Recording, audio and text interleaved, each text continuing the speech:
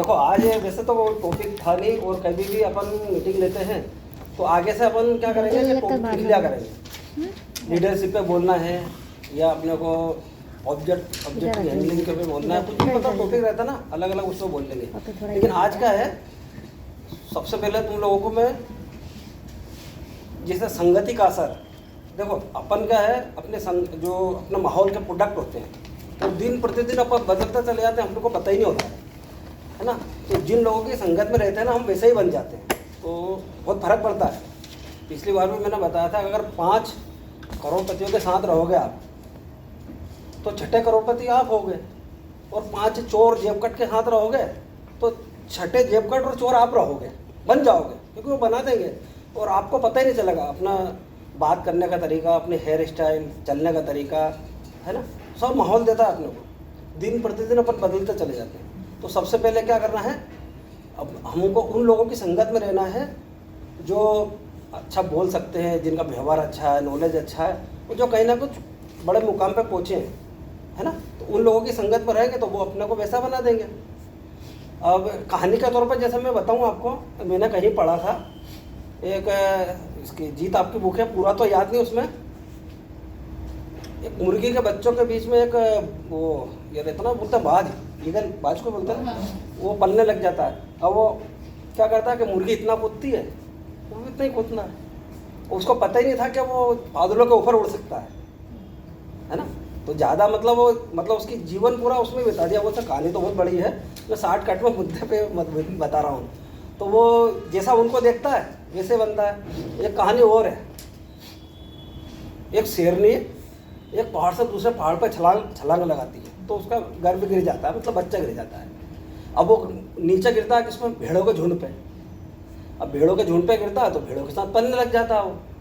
तो वो जैसे घसड़ बसड़ भेड़ चलते हैं वैसे उनके साथ चले, और जैसे वो दौड़ते हैं, जैसे वो डरते हैं भेड़, वैसे भी वो डरे।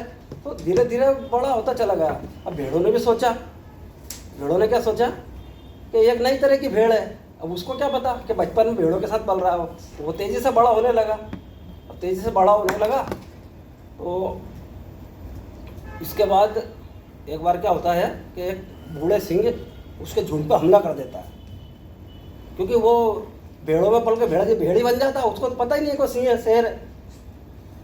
वो जब बूढ़ा सिंह हमला करता है तो वो देखता है कि भेड़ों के झुंड में बड़ा सिंह दौड़ता चला जा रहा है, तो वो तो आश्चर्यचकित होता है कि ये क्या हुआ। वो तो उसकी भूखी प्यास सब भूल जाता है, वो तो सोचता है कि ये हुआ क्या। अब वो दौड़ लगाता है, और दौड़ लगा के उसकी भूख प्यास से उसको कैसे भी करके पकड़ लेता है, किसको, जवान शेर को। अब भेड़ों को पता नहीं, अब वो तो भेड़ों के साथ छोटे से पला रहता ना, इसलिए वो डरते नहीं है। अब इसके बाद वो पकड़ लेता है उसको, बड़ी मुश्किल से पकड़ पाता है। तो बोलता है छोड़ दीजिए महाराज। बोलता नहीं तो मैं नहीं छोड़ूंगा, कि तुम इन भेड़ों के बीच भाग क्यों रहा हो। क्या महाराज मैं तो हूँ तो भेड़ ही है, क्या छोड़ दीजिए मुझे।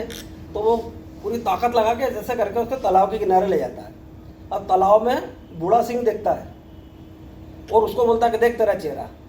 तो वो भी देखता है, तो वो देखता है कि तो मैं इसके जैसा ही हूँ।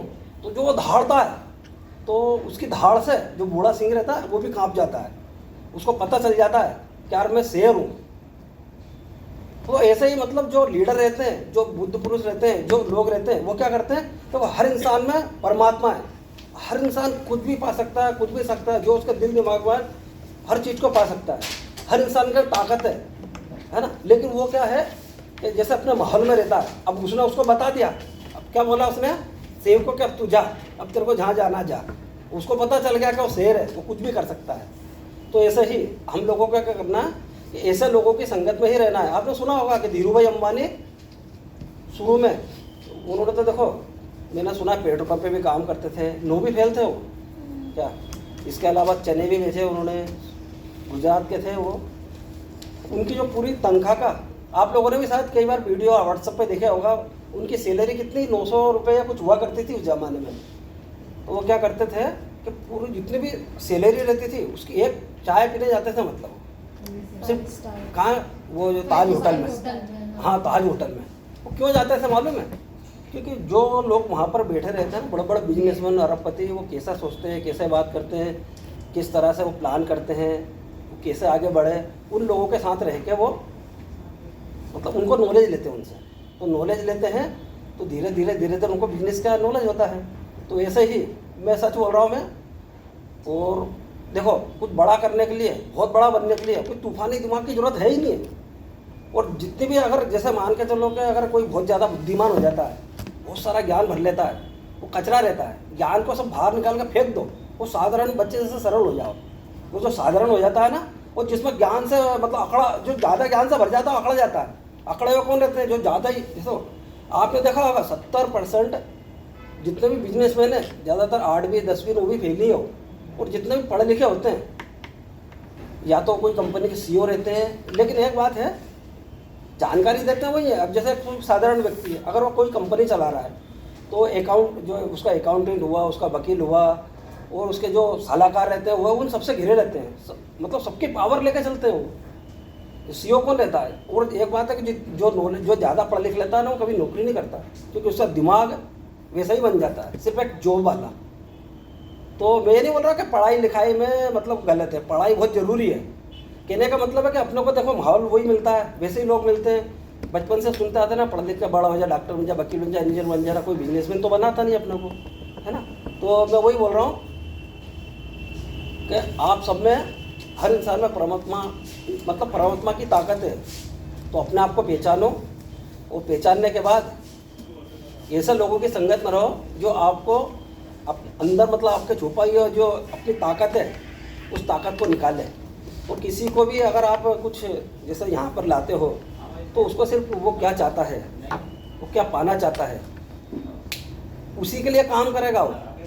क्या उसकी चाहत क्या है?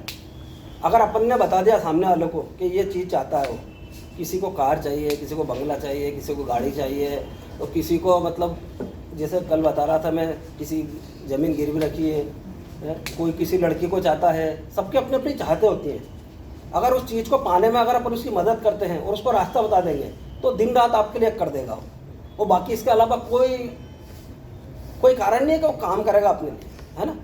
हर आदमी, मैंने जैसा कल बताया था, 24 घंटे खुद में रुचि रहता है, सुबह दोपहर शाम। तो अपने को यही करना है कि अपने आप को भूल जाना है, सामने वाला क्या चाहता है ना। सामने वाला क्या चाहता है, बस उसकी इच्छाओं को ध्यान देना है और वो उसके लिए अपने को काम करना है। ये तो हो गया अपना काय का संगति में आप लोग ध्यान रखेंगे। अगर और मैं एक बात बोलूँ, मैं अगर जैसे लोग संगत में रहेंगे ना, तो आपको कब बदल देगा आपको पता ही नहीं चलेगा। क्या सब कुछ बदल देगा आपका और आपको उसके जैसा बना देगा, है ना। अब बाकी ये तो एक टॉपिक हो गया। जैसे तो मैं आगे मतलब कंटिन्यू करते रहेंगे और बाकी धीरे धीरे सबको भी बोलना है। हो सकता है 10 मिनट तो होगा होंगे मेरे, नहीं हुए, हो गए ना। बस इसके बाद अगली